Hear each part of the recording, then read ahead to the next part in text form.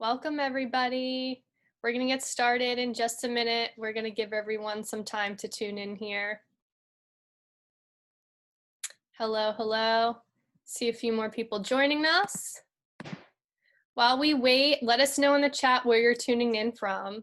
I'm actually coming to you from St. Louis today. See a few more people popping in. Janet is watching from sunny Brooklyn. Nice. It's pretty sunny here too. Hello, Cynthia in Baltimore. Welcome. Like I said, to everyone just joining us, we're going to get started in just a minute. Just want to give everyone some time to settle in and sign on. Very exciting event today at the Dyckman Farmhouse. A few of you might have visited last year when we did an in-person tour. That was very fun.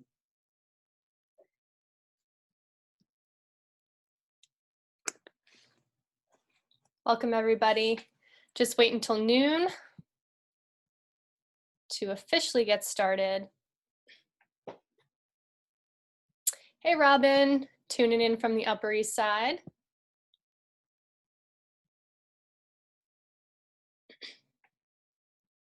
We have Justin Rivers waiting for us at the farmhouse.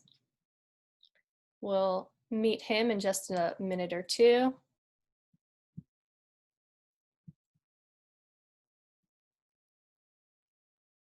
Welcome, welcome, everybody.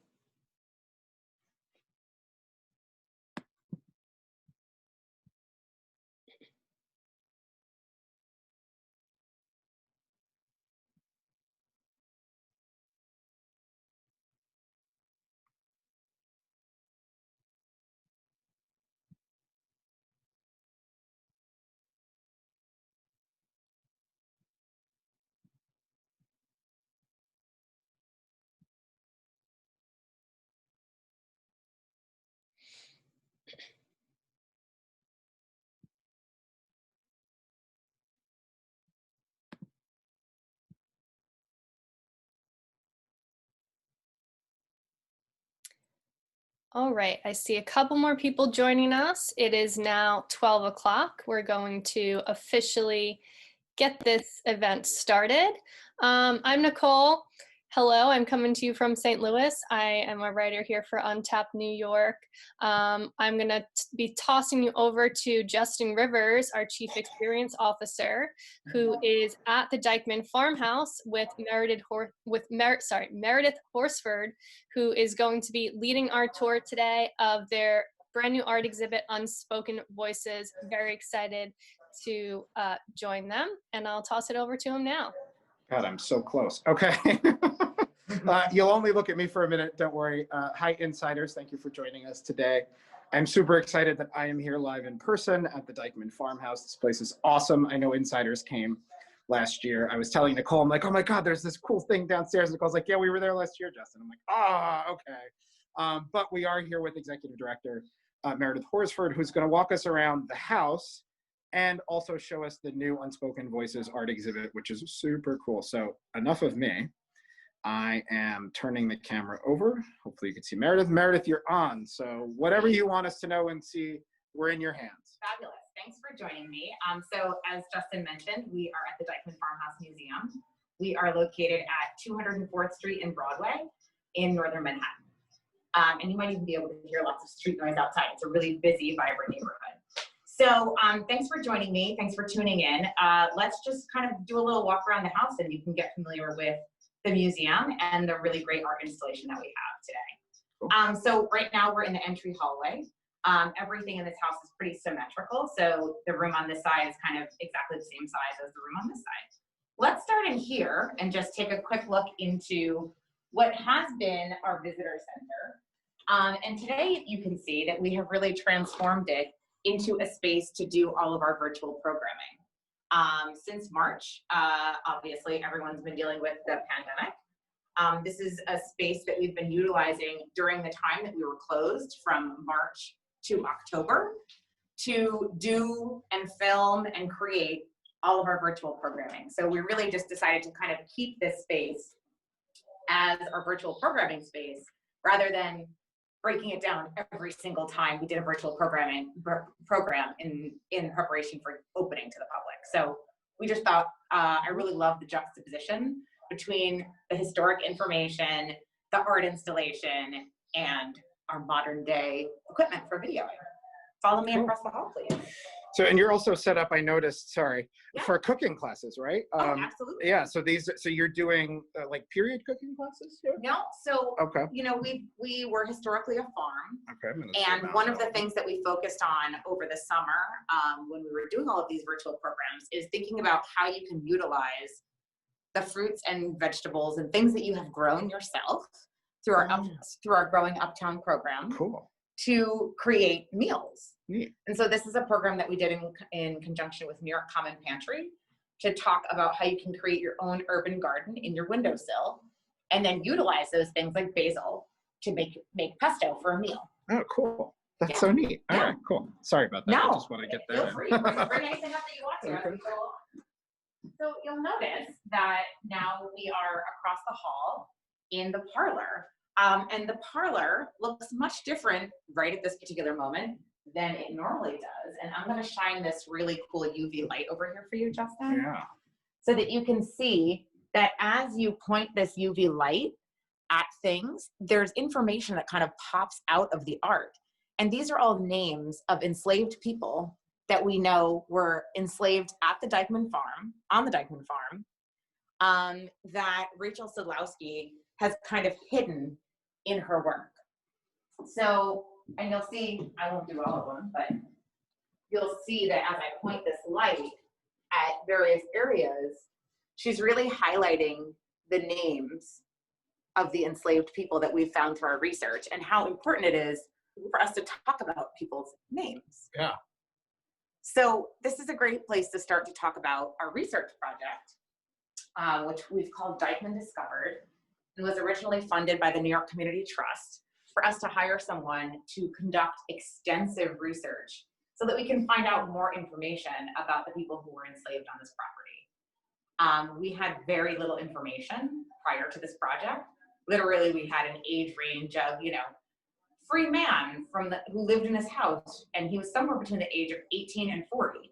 No name, no real age, no real information. So we embarked upon this research project and have found names of enslaved individuals who lived on the property, information about them, information about languages that they spoke, information about what kind of tasks they would have done on the farm, what kind of clothing they would have worn.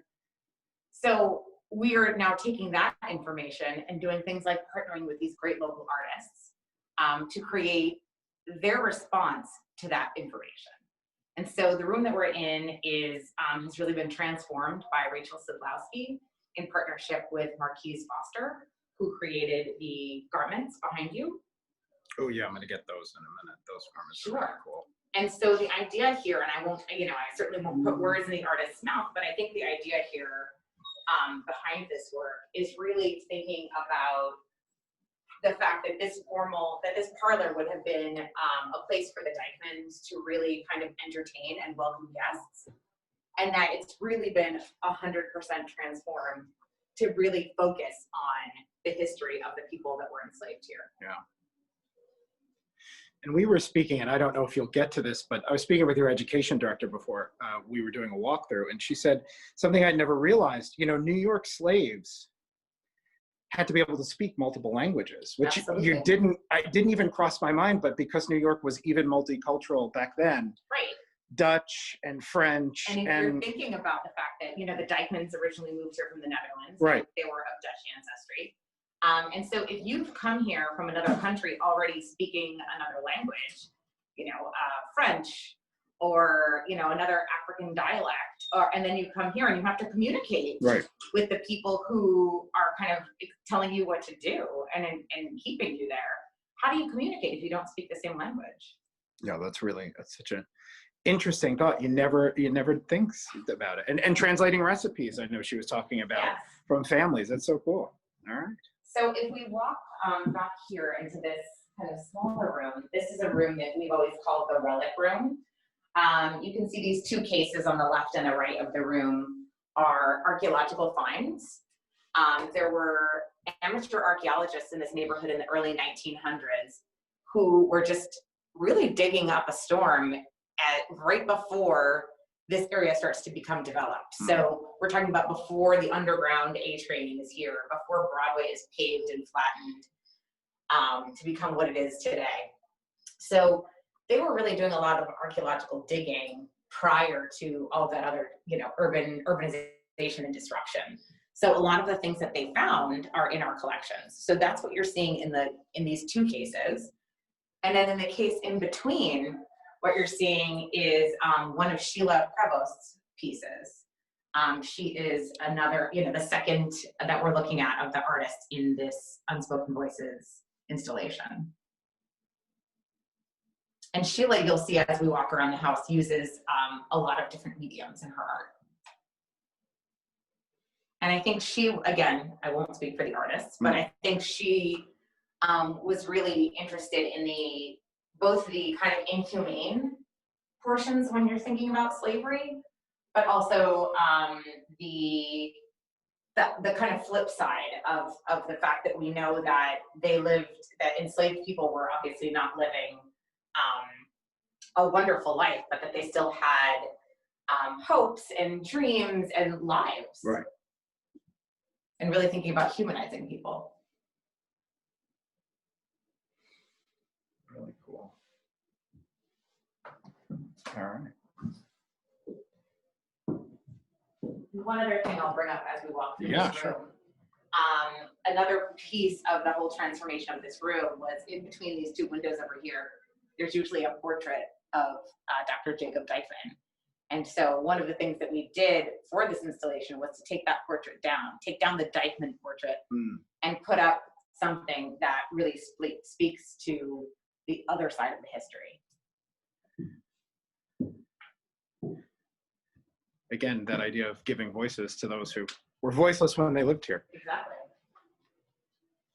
So I'll pause right here just so you can get a snippet of the pieces on the left and right of you, which are also done by Sheila Prevost.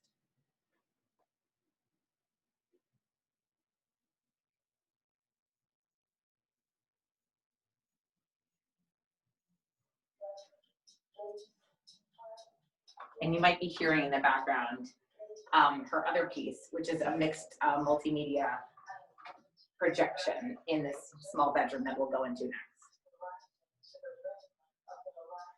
Oh, so she did the projection too. Well, yeah. She is very talented. Yeah. So insiders, this is a bedroom and it's dark for the projection. So we're focusing on the projection on the wall. Is that her? That's her. Oh, cool.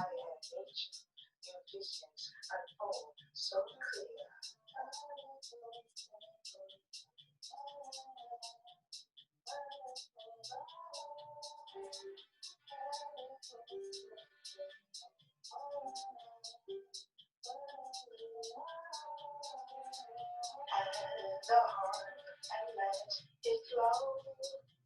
We are swinging rhythms, curls unstrung, offsprings of dreams, ancestors with songs unsung. Bearing seeds of soul for generations to come. And we are here in lump sums, amongst weeds of disruption. Hate still covers. Angels uncovered. And she's also a local artist? Yes. As we bend reality over piano keys, strings and drums. Tree of life, abundant plums.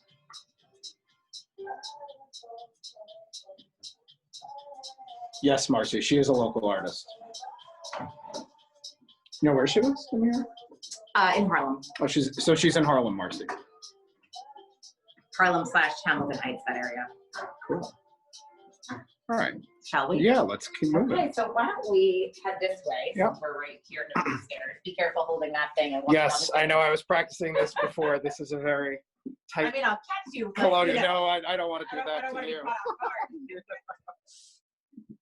And watch your head, because as you come downstairs, into the basement. Yes. The headroom gets It quite gets a low. little lower.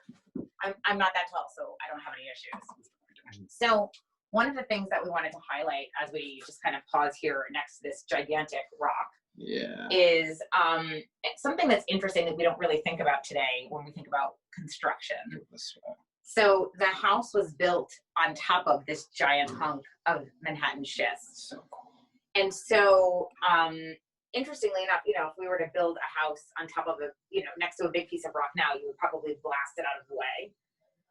But they did not do that. So they built it right on top of the rock. And then interestingly enough, it actually keeps it extremely cool down here in the summer. So it really acts as kind of air conditioning. Yeah.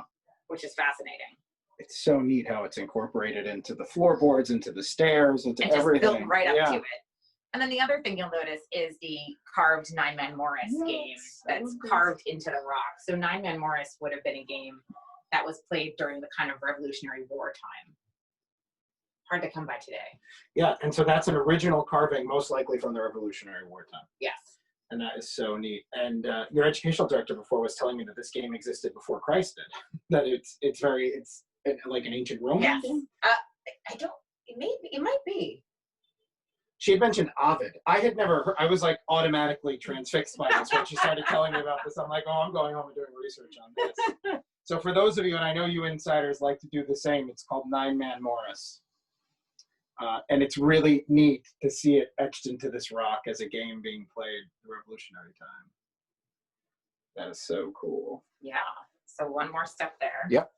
And then watch your head. Yep. As we go down this last step. Very low headroom. And now we are in the kitchen.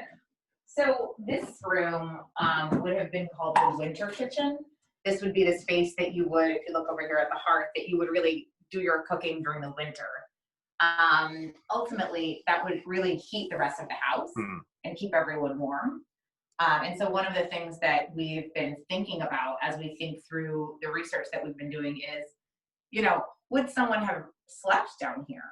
This is not a large room, it's not a bedroom, but would someone have slept down here, an enslaved person, to continue to feed the fire throughout the night so that the rest of the family was kept warm?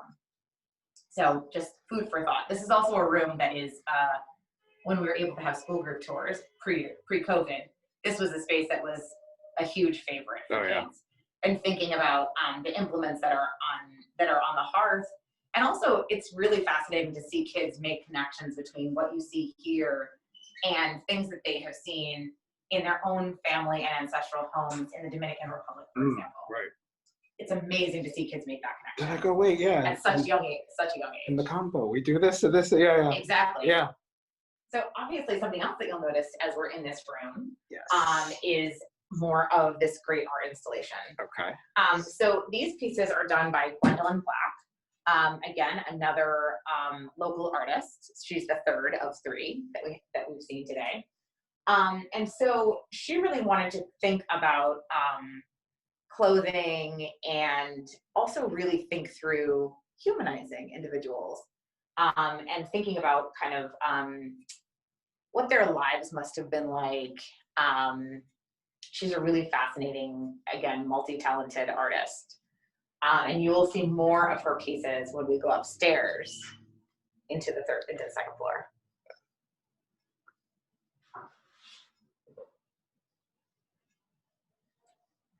At first, they're kind of, you look at them and you're like, but they're very actually warm once you really look at them. They're really quite friendly. Yes.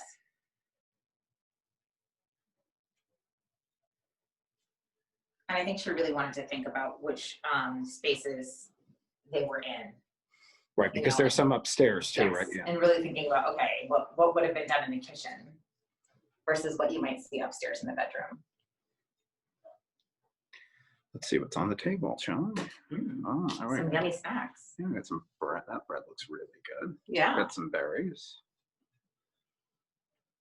Now, if I remember correctly, apples were really important because they had a very large orchard, right? The Dyckmans? Yes. Yeah. So they had an apple orchard and they also had cherries, hence the cherries, yes. basket full of cherries that you're oh, seeing. Yes. And we still have a descendant of one of those cherry trees outside. Oh, very cool. Yes.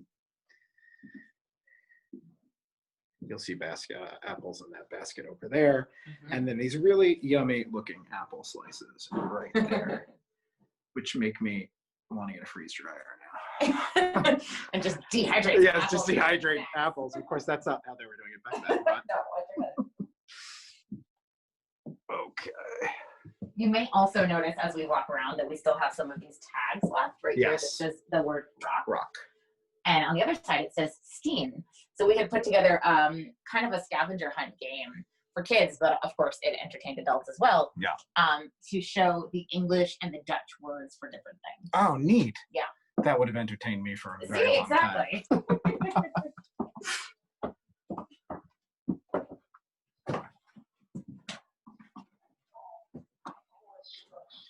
All right, insiders, I apologize for the weird angles going up the stairs, but there's not a lot of navigation room. Right, that is true. So now We're gonna go up. we're venturing up the stairs into the second floor. This is a much friendlier. Yes, this one has a lot more space. So we believe that when the house was originally built, that this second floor would not have been separated into rooms the way it is today. And that rather than a staircase, like what we just walked up, that there would have been something a little less user-friendly, like a ladder. Marcy, I do not believe so. Marcy, yes, it is not a working farm anymore, correct? It is not, however, we do still do programming that relates to growing, obviously on a small scale. Right. Vegetables and herbs and what you can do with them. Right. But yes, that is correct. So come on into the study. And, do be mindful of the ceiling here. Yes. So as we talked about downstairs with a lot of those archaeological finds in the relic room, we have many of them on display here as well. So feel free to peruse some of those. They're really interesting and fun. Corkscrews. And they're from all different time periods, which is Yeah. really interesting. Horseshoes.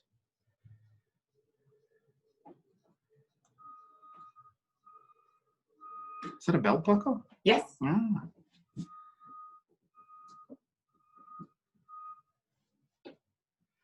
And here we've got arrowheads. Mm-hmm. And these are more indigenous Yes. artifacts. So we're talking like maybe thousands of years old, maybe? Some, yes. Yeah. So, and there are a few that are probably thousands of years old, and then there are a few that are not as old. We're not as old, but definitely pre-colonial. Where is the ice skates over there? I'll show. I won't swing too quickly back the way. You don't want there's- to make people I know, I don't want to. I'm trying to be cognizant of people's equilibrium here as I do this. Oh, these are pottery. And this was all found on premises, right? Yes. That pipe, I love that pipe. So the Dyckman farm originally was approximately 250 acres. So today we're on a half of an acre. But basically the Dyckmans at one point owned roughly from present day 190th Street to the northern tip of Manhattan, east to west. So River to river. we're gonna go this way, river to river. So that's most of Inwood. That's a big chunk of Inwood. Yeah, it's pretty much All of it. Yeah, Yeah. it's all of Inwood. There's an ice skate right there. That's pretty cool. Mm-hmm. And these are hairbrushes? Are these horse brushes? So or- yeah, so this is to brush for spinning and weaving, Ah, right. to card it. Got Thank you. Got it. was blanking No, that's on that. okay, because I wouldn't have. Of course, carding. Okay. And this little screen here is just kind of showing you images of the museum over time, Okay. which is always interesting. It's not coming through all that clear, so I'm not going to focus Okay. too long. But it is really neat. It's just the glare is not Sure. coming through for these guys. Okay, Sorry. so here we are in the second floor hallway. Okay. These are, again, pieces done by Sheila. Wow. I love the color in that Yeah, one. that's really great.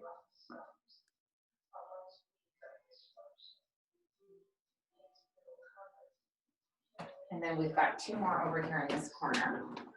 Sheila as well. Sheila as well, yes.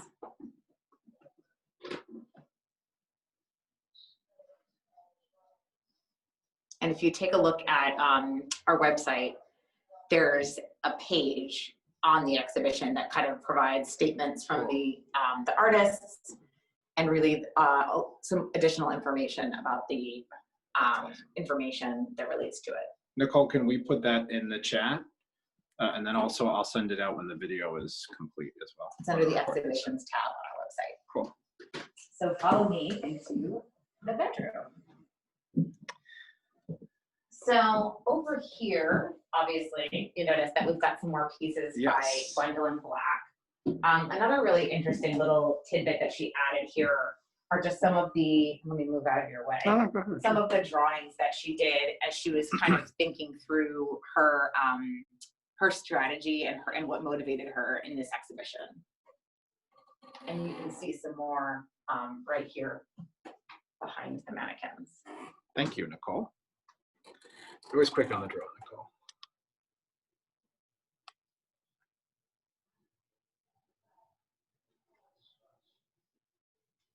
And Gwen, I think, also was really thinking about the human side and what people's lives were like, and what joys they experienced, even though obviously they were living very difficult lives. Right, right. Tiny bed. Yep. Colonial beds always crack me up. It's like, wow, people were tiny. And then, of course, we've got a nice commode here. What historic house would be complete without a potty? Without the wooden potty. That's right, in the bedroom. Yeah. That's also a favorite of children. I bet they go alike. nuts over it. They're like, you mean that is what? Yeah, that must blow their minds. I remember when I was a kid, I don't know where we were, my first like colonial house tour, and I was like, wait, you mean they didn't just like use the toilet that had flood? No. Right, they're like, right, because that was not a thing. That had been Not a invented. thing. Not a thing. Unfortunately.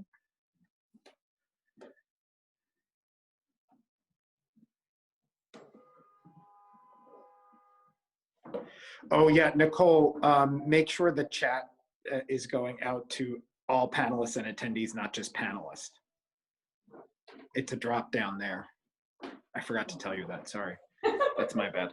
Okay, watch your step here. Okay. We're gonna go back downstairs. Thank you, Morbo, for catching that.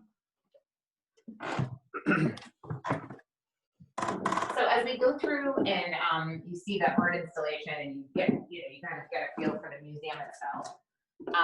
And the research that we've been doing on the people that were enslaved on the farm. I'd also like to bring up a really cool installation that we had on the side of the museum last night, which was done by artist Reggie Black.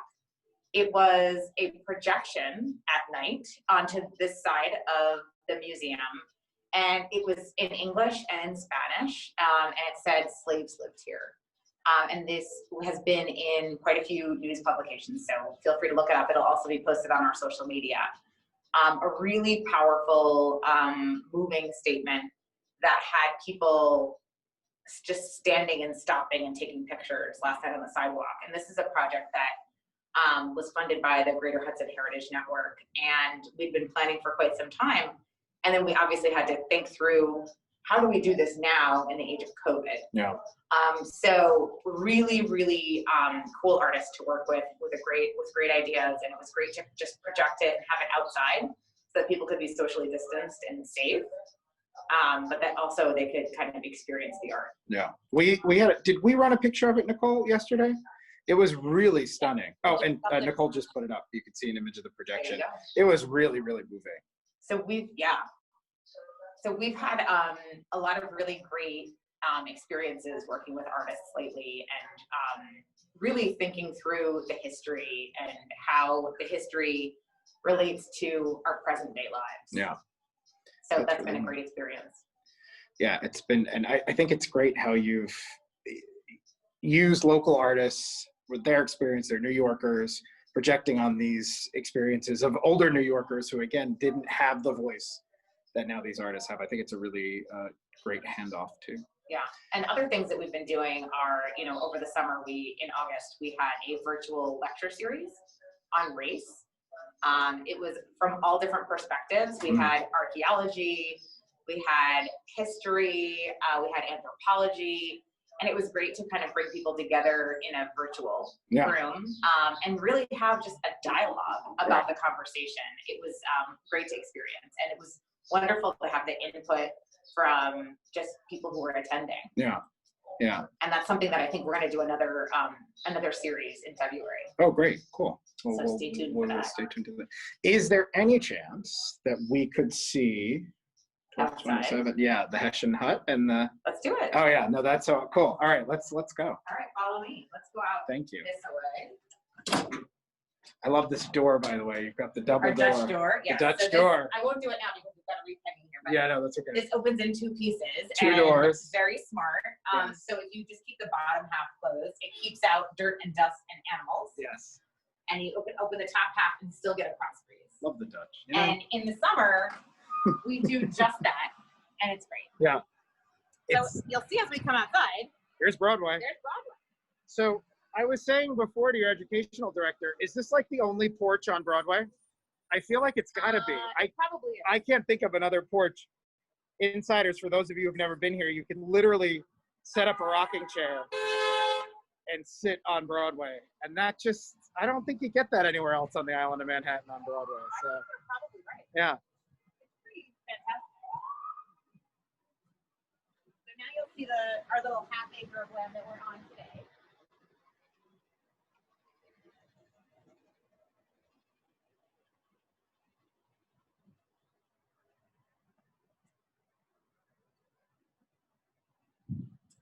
So you've got a nice sitting area over here. You can see there's a cat enjoying the sunlight as we speak.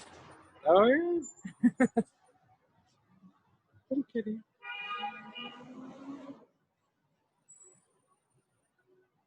And this is open to the public, correct? The outdoor grounds? Yes, and so right now, just for safety reasons, we are open by appointment only. Anybody can come and just relax if it's warm enough. Yeah. Outside in the park during the hours that the museum is open, and then to come inside the museum, there's a visit page on our website where you can book a time slot. Okay. So it's really available for people who live in the same household, up to 5 people, just so that we can be safe. Mm-hmm. For about a 40-minute time slot, so we can then kind of get everything prepared and ready for the next group. Cool. And that's on Tuesdays, Thursdays, and Fridays from 10 a.m. to 2 p.m. Great. So another seating area, but you'll also notice there's some kind of discolored grass right here. Mm-hmm. That's just where we took out our raised beds and then are repairing them and really putting back new ones as we get ready for another growing season. And those are used for programming, which is phenomenal. And Fabiola, our director of education, who you met earlier, is the one who really spearheads that. Yeah, she was great. She has such a great energy, and she Absolutely. really loves what she does. You could tell. Yeah. I didn't even ask her to. I said, I'm just going to do signal check. She gave me a whole tour when I got here at 11, and I was like, my God, thank you. Yeah, no, she's great. I have a great team. Yeah, you do. They're really nice. All right, insiders. I am super nerded out by this. This is an amazing artifact here on site. It's a Hessian hut. So we talked earlier about a lot of archaeological finds. Well, find another archaeological find here. So these Hessian huts would have been what the Hessian soldiers, who were German hired mercenaries on behalf of the British, the Hessian soldiers would have basically been living in during the Revolutionary War. And these were found, the remains of these were found up and down Payson Avenue in Inwood. So when the fireplace from this hut was found, they literally took it apart piece by piece and numbered them and put it back together here. It's really neat. So follow me inside. And this is a space that somewhere between 7 and 10 soldiers would have been living in. I mean, that's New York living, guys. That's right. 7 and 10 people Early in New this York one living. room. Yeah. And I'm sure it was not very clean. Probably not. But the stonework and everything about it, even just for a mercenary hut, is really Is amazing. quite cool. And this is the fireplace. And this is the fireplace. So cool. And so this is a space today, which as you can feel does not have heat. Right. So we don't use it a ton in the winter, but we have used this to do some programming. We have used it as a bar during events. Oh, neat. It's a lot of fun. Also very New York. Yeah, exactly, exactly. So cool. And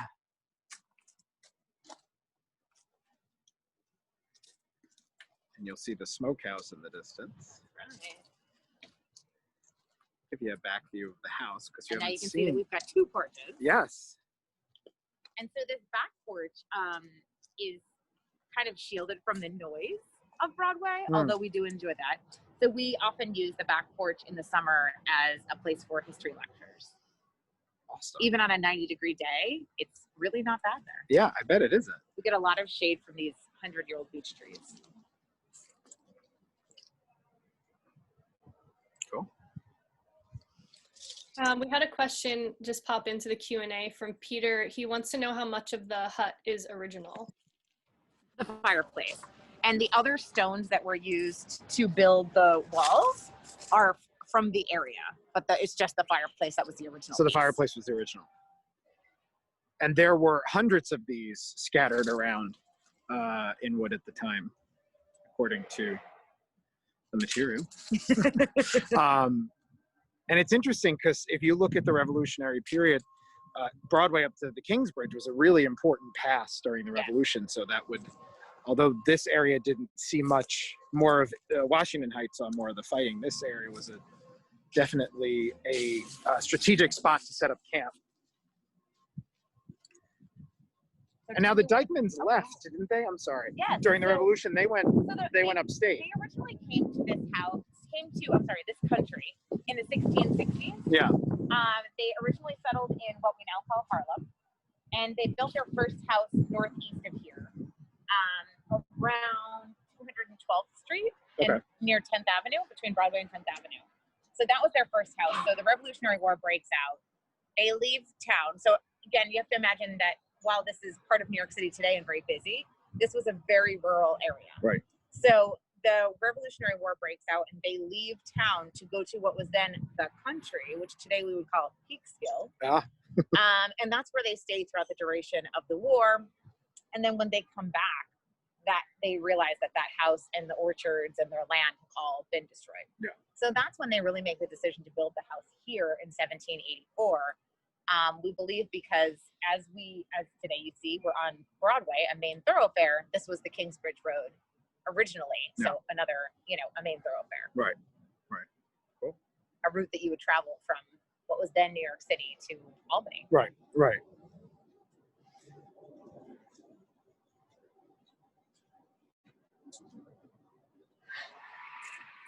So now this in the background, that was their smokehouse for smoking meats, right? Yes, exactly. Okay. And you can see where the wheelbarrow is upside down. That piece of wood there is a well cover. And that was likely the location of the original well. Oh, cool. Oops, sorry guys. I dropped you for a minute.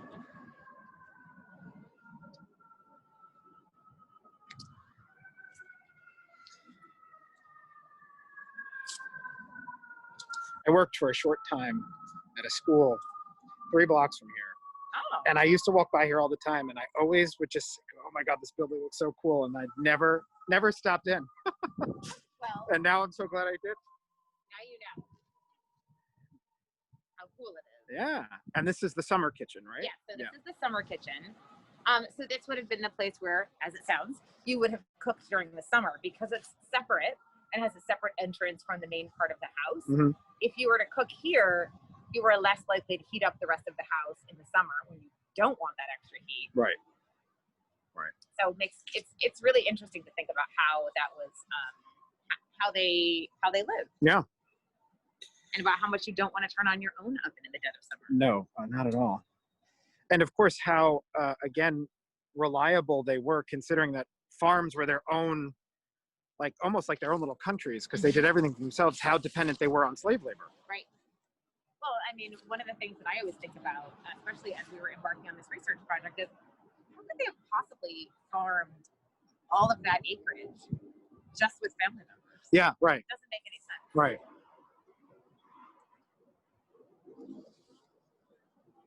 So for us, it's really important to acknowledge that contribution and talk about it and really expand upon our narrative. Right. So that we're not just telling one piece of the story. Right. Now this little cannon here, is that a Rev War cannon? We believe so. Okay. Yes, this was found, and I don't know at what point it was found and put here, but it has been here for quite some time. We'll go take a look, guys. Go around this very pretty rose bush, which is still blooming, by the way. In December. In December. You know, 2020, we just never know anymore. You don't know what's We just going have on. anything could happen. So here is the cannon. Marie asks, were there separate quarters for the slaves? So interestingly enough, in the South, yes, typically. But in the North, it was much more common practice that enslaved people lived inside the house rather than in an outbuilding with the family members. So it kind of created a much different life for the enslaved than what you experience in the South, where people might live in their own, not that it was any kind of luxurious lifestyle, but that they would live in a separate space and have their own space for cooking their own food. Yeah. Cool. And this was the side, was it, oh no, it was the other side where the art projection was, right? No, it was this side. Yeah, Oh, it okay. was projected from over here. So it was projecting over here onto this side of the house. Yeah. I think Nicole put that picture, a link to that picture up. It was super cool. Great. So do we have any questions for Meredith now? Yeah, we had a question pop into the Q&A from Martha. She wanted to know, when did the house become a museum? Good question. The house became a museum in 1916, so it's been a little over 100 years.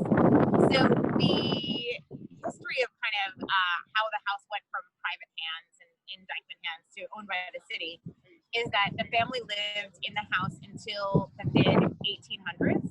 At that point, they had built another house, which was north of here. And so they had moved out and they were renting out the house. And then they sold it and it was out of the family's hands from the late 1800s to the early 1900s. And then two Dyckmans, who were descendants of the last Dyckmans who lived in the farmhouse, bought the house and restored it. It was apparently in really terrible shape. They restored it, they turned it into a museum, and then they donated it to the city of New York in 1915 and opened as a museum in 1916. Wow, very forward thinking at that time. Yes. For the family to do something like that. Yes. Refurbish it, make it a museum, and give it to the city. Yes. That Really is not, smart. yeah, very smart. And that's why we have it. Absolutely. Yeah. And so now it's now a New York City and a national landmark. And it's definitely Such a beautiful worth place. a visit. I know, I don't even have my jacket on. Oh, this is great. I can't believe it's December. I know. I think we're in for it though next week. So Don't say we that. have to enjoy it today. Enjoy it while it lasts. Any other questions? Oh, I saw something else just came in, right, Nicole? On the Q&A? Yes. Or no? Yep. So Marcy Jacobs Cole wants to know what was smoked in the smokehouse. Oh, good question. Oh, good question. I don't know a ton of specifics, but it was a place for all of your meats. Yeah, so probably a lot of pig. Probably. I know pig was big in New York, and cow, deer, probably venison. Just a guess. Great questions, guys. Any other questions? No? No. All right. Well, Meredith, thank you so much Thank you. And one for thing I'll doing just this. Yeah, add please. before you Yeah, sign please. off, is to follow us on social media and take a look at our website. We have a lot of information and we try our best to keep it really updated and really fresh. So come visit, check out our website and our social media, and we hope to see you soon. Yeah, great. And Nicole, we'll put some links up there. No, she's doing it right now. Nicole's the best. She's put the links already up in the chat. And she really is. And I'll send out an email after this video is done with links as well. Thank you, insiders, for joining us. Nicole, I think you're going to give a rundown of the rest of the week's programming before we sign off. So, Marcy Davis said, can we make donations? Very good question. Oh, well, Marcy Davis, thank you so much. Yes, thank you, Marcy. There is a donate page on our website. where you can, donate via credit card. It's really easy, and thank you for anyone who wants to support us. Great. Yes. Thank you, Marcy. Good question. Awesome. Yeah, I dropped a bunch of links in the chat. I just put that donate link in there for everyone. And you can check out more information on the specific art installations. And you can see the picture of the projection that we mentioned on Untap New York as well. So next week coming up, we have a bunch of events. Tomorrow, actually, we have an event led by one of your fellow insiders. He's going to take us all around the Lower East Side. That's tomorrow at noon. Then next week on Tuesday, we have a virtual talk with SLO Architects. That's very exciting. That's going to be Tuesday evening at 5. Then Wednesday, it's a double header. We have a behind-the-scenes tour of the City Reliquary Museum in Brooklyn at noon. And then Wednesday evening, Justin will be joining us again at 5 o'clock to talk about the World's Fairs in Queens. And finally, next Friday, we have a talk with the artist Matt Mignelli. It'll be very exciting as well. Thank you. Yeah, Wednesday's a busy day next week, guys, for me. So we're going to be at the Reliquary live like we were today at Dyckman. And then I'm doing World's Fair again in the evening. So we have a busy week. Hope to see you guys tomorrow. Thank you again, Meredith. Thanks for having me. Yeah, thank you, Dyckman Farmhouse. You've been amazing. Thank you, Nicole. And of course, thank you, insiders. Everybody, please stay safe and stay well. Nicole, I'm going to leave it to you to end us, and have a really great day, guys. All right. Thanks for joining us. Thanks, Justin. Thanks, Meredith. Have a great weekend, everybody. Bye-bye. Bye.